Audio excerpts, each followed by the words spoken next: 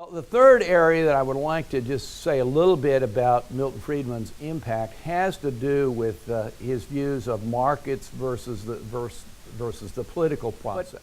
The thrust of both Capitalism and Freedom and Free to Choose was focused on what I would refer to as the central idea of our times, and that is the most important idea of our times. That is how the market process works relative to the political process, and why it is that market allocations are going to be superior to the political allocation.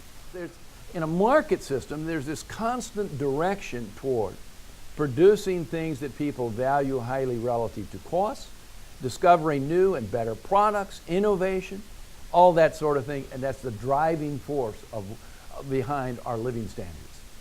Now, in contrast, there's nothing like profits and losses in the political arena. There's no assurance at all that what the politicians will be directing in terms of how they will levy taxes and allocate budget expenditures, that what they allocate them for are something that people value highly relative to costs. What was it? As part of the stimulus package, the tunnel across Lake Jackson, what was it, a couple $1 million for a turtle tunnel? Was that something that people valued highly relative to cost? I rather doubt it. But in any case, you see, there's no market test here. And because that there's no market test, that the political process will tend to result in a great deal less efficient kinds of activities being undertaken and essentially producing the wrong thing. And not only that, but when you have a highly politicized economy, that you will have an economy that is going to have a great deal of corruption involved in it. And that there's been a branch of economics called public choice, and it's basically the application of the tools of economics to how the political process works.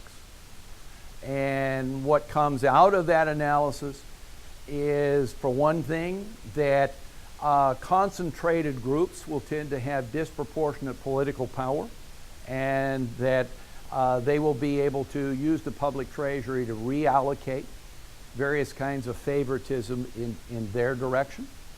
And it also, another thing that comes out of it is the public choice analysis of applying economics to the political process, is that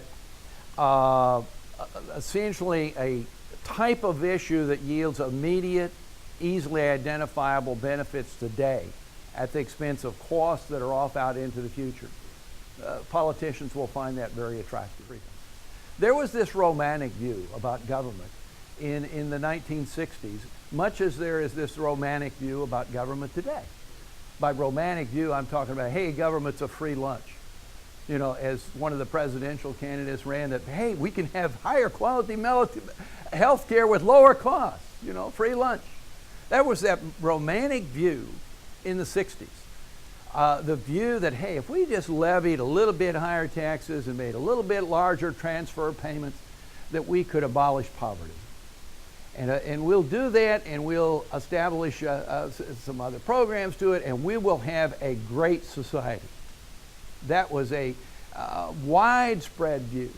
And the dominant view, of course, politically, it was in fact instituted. And in fact, in the economic report of the president in 1963, or it was 1964, excuse me, just prior to the institution of a number of the Great Society type of programs, they said if we would be willing to transfer 1% more and target it in the form of anti-poverty programs, we could abolish poverty.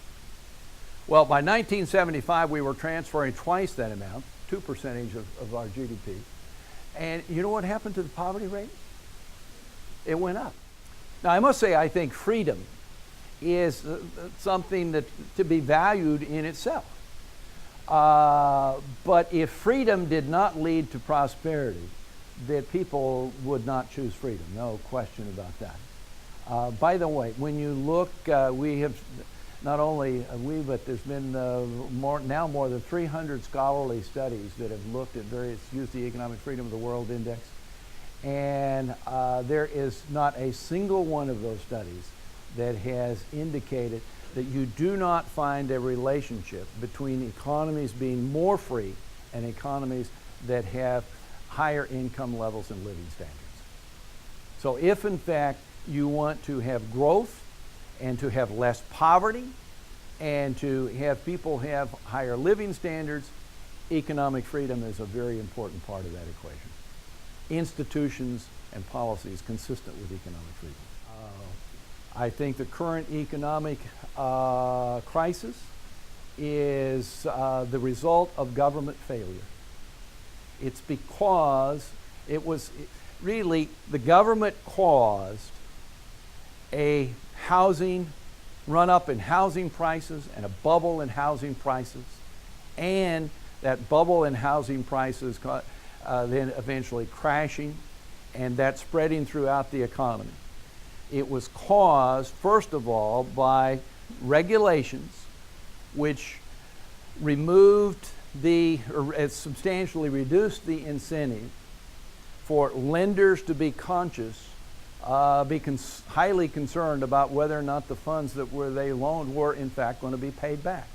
Two huge government-sponsored corporations, Fannie Mae and Freddie Mac, essentially they operated in the secondary market. Local lenders, including lenders all over the country, including Tallahassee, had an incentive to extend loans to people with little or no down payment. And at the same time, you had the Federal Reserve following an expansionary monetary policy, leading to very low interest rates during the period 2002 to 2004. And that combination of these low interest rates and Fannie Mae and Freddie Mac buying these mortgages, and eventually then the brokerage companies buying these mortgages that had all these high-risk loans in them. And then as the inflation rate started to rise in 2005, interest rates went up, the ARM loans got reset. You had a combination of these these variable rate mortgages and subprime mortgages.